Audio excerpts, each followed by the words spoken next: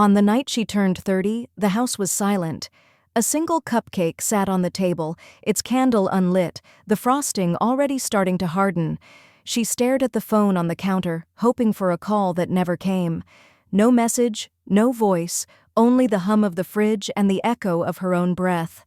It felt less like a birthday and more like a verdict, proof that she had been invisible to the people who should have seen her first. The sting of that neglect cut sharper than any insult. It reminded her of every moment when applause was saved for someone else, when her name was missing from the story of her own family. But this time the silence did not sink her. It fueled her.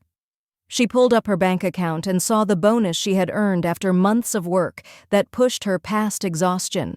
The number glowed on the screen, almost unreal.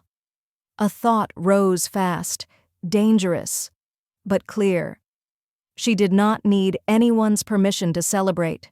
She could mark this day with something undeniable, something that spoke louder than any empty chair at the table. An Audi Q5 in midnight blue, $55,000, nearly double the median household income in America. Not a toy, not a whim, a declaration carved in steel. They thought silence would break me, but silence became my weapon.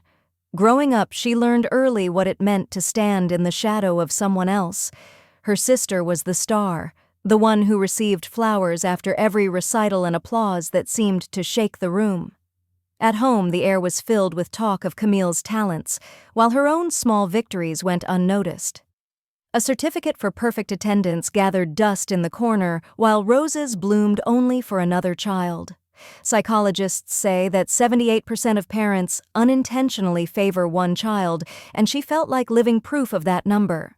The bias was not always cruel, but it was constant. Every missed glance, every rushed word built a wall around her. It is the same sting a soldier feels when his name is skipped during a medal ceremony, or the frustration of an employee who delivers results only to see the promotion handed to someone else. The wound is not the absence of recognition. It is the message that effort does not matter. Over time, she grew used to being invisible, but she never accepted it. The silence followed her like a uniform she did not choose. She smiled at the right moments, clapped the loudest, and played her role. But inside, a slow burn was building. Frustration began to harden into something stronger, a quiet resolve that one day she would find a way to step out of the shadow and prove she had always been there. At 3 a.m, she sat over blueprints with a cup of cold coffee, her desk light the only thing cutting through the dark. Freelance work was not glamorous. It was survival. The average architect in the United States might make $82,000 a year, but starting out on her own meant $35,000 to $45,000 if she was lucky. Every invoice mattered. Every client demanded results. Her days stretched from design tables to construction sites, where she walked through half-finished rooms with a hard hat and a notebook. Contractors argued over budgets, suppliers missed deadlines, and she had to steady the chaos with clear decisions. A single project could be worth $300,000 to $400,000, and every dollar carried her name. She treated each plan like a battlefield map. Precision meant survival. One mistake could erase weeks of work, so she worked with the discipline of a commander, pushing through fatigue and silence to hold the line alone. Her career began to take shape, and her name appeared on contracts and plaques, but the victories felt hollow. Each article that praised her design only reminded her that her family never asked about the long nights or the deadlines she survived. Recognition in public made the rejection at home cut deeper, like a decorated officer whose family refuses to attend the ceremony. She carried that silence like extra weight, heavier than the long hours or the risk of failure. Success did not erase the ache of being unseen by the people whose approval she once craved. It sharpened it, forcing her to accept that applause from strangers could not fill the empty space at her own table. Yet inside that emptiness, something hardened. She learned to stand straighter, to let her resolve grow in the quiet. Silence had stopped being weakness. It was becoming proof of her endurance. She opened her banking app and stared at the number on the screen. A $60,000 cushion sat there, the result of months of sacrifice, missed sleep, and contracts won through grit. For a moment, she hesitated, the old voice in her head whispering to wait, to be practical, to save for a safer day. But another voice cut through, sharp and clear. That day had already come. An Audi Q5 in midnight blue hovered in her thoughts. $55,000 for the base model, more than the average car in America, which costs about $47,000. It was also more than the annual take-home income of half of American households. To many, it might look reckless, but to him, it was not a toy or a whim. It was a declaration, a statement written in steel and chrome. Her pulse quickened as she imagined the key in her palm, the sound of the engine, the headlights cutting through the rain. Fear wrestled with thrill, but the thrill won. She realized this was not about the car itself. It was about refusing to wait for recognition that never came. It was about honoring her own work, her own worth, without apology. The decision landed like a command.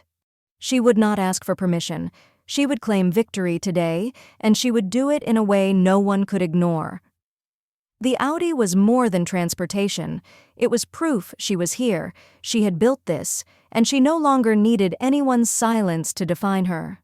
The showroom lights gleamed off polished metal, each car lined like soldiers awaiting inspection. She walked straight to the midnight blue Q5, the one that had lived in her mind for weeks. Paperwork stacked in front of her, contracts filled with numbers and signatures, felt less like a purchase and more like a verdict. When the finance manager slid the papers back, the moment had the weight of ceremony. The salesman pressed the key fob into her palm, and it surprised her with its heaviness. It was not just plastic and metal, it was recognition made tangible, a medal earned in silence. She eased into the leather seat, inhaled the new car smell, and let the quiet settle. Outside, rain glossed the pavement. Inside, she felt taller, steadier, as if years of invisibility had shifted by inches in her favor. She lifted her phone and framed the car against the city lights. The photo hit social media within seconds, and the response arrived like a tide. Colleagues congratulated her, old classmates reacted with admiration, and even strangers asked which model she had chosen. For the first time, the world beyond her family recognized her worth. Then came the message thread. Her sister sent a mocking GIF. Her father questioned leases, and her mother asked for a family talk. They were not celebrating, they were analyzing, but the balance of power had already moved. Public recognition had drawn a line they could no longer ignore. The call came with a careful tone, her mother suggesting a family dinner to discuss things. She agreed without hesitation, but inside, she knew this was no celebration. It was an interrogation waiting behind silverware and candles. She stopped at a bakery on her way and ordered a modest chocolate cake. Across the top, in steady frosting, the words read, "Happy birthday, from me to me." Back at home, she dressed with purpose. The outfit was chosen not for style but for strength, something that felt like armor against familiar wounds. She slipped the key fob into her hand and walked to the driveway where the Audi waited. Its midnight blue paint caught the light and reflected back her own steady gaze. The car itself was a message, silent but impossible to miss. As she drove, every turn tightened the anticipation. Streetlights passed like markers on the way to a battlefield. Parking in front of her parents' house, she sat for a moment, her hands resting on the wheel. She let her breath slow, her pulse steady. The dining room inside was prepared with gleaming forks and perfect candles, a stage set to cover tension with order. The air felt thick, like the silence before a briefing when everyone knows the mission will test them all. She carried the cake into the dining room and placed it in the center of the table. The words written across the top faced them clearly. "Happy birthday, from me to me." Forks paused midair, the room frozen as her family looked at the small declaration sitting between the candles. She sat down slowly, steady in her posture, and spoke without hesitation. For 28 years, she had celebrated in silence. Year after year, she waited for them to notice, and year after year she learned that her voice meant nothing at this table. Her words were not shouted. They were sharp, controlled, each one landing with the weight of fact. She named the nights when her victories were ignored, the days when she disappeared so someone else could shine. No one interrupted. Her father cleared his throat but said nothing. Her sister shifted in her chair, guilt flickering across her face. Her mother reached for a napkin, eyes damp but lips tight. The silence was heavy, but in it, she felt the shift. This was not rebellion, it was survival. The truth had finally been spoken, and once spoken, it could not be buried again. In the weeks that followed, small changes appeared. Her mother began calling on weekends, her father asked questions about her projects, and her sister sent short messages that carried more effort than before. None of it erased the years of silence, but it marked a shift. The family was no longer blind to her presence, even if their gestures were hesitant. She acknowledged their effort but did not lean on it. The real change was in her own posture, the way she no longer waited for their approval. She stood straighter, her steps firmer, her choices free from the need for validation. Like a commander who draws a line in the sand or a manager who enforces discipline in a room, respect followed the boundary she had set. The victory was not measured in phone calls or texts. It was measured in her refusal to bend back into silence. She had proven to herself that boundaries are not selfish. They are a form of strength, a declaration that dignity is not negotiable. True strength is not measured by applause. It is measured by the courage to honor yourself even when no one else does.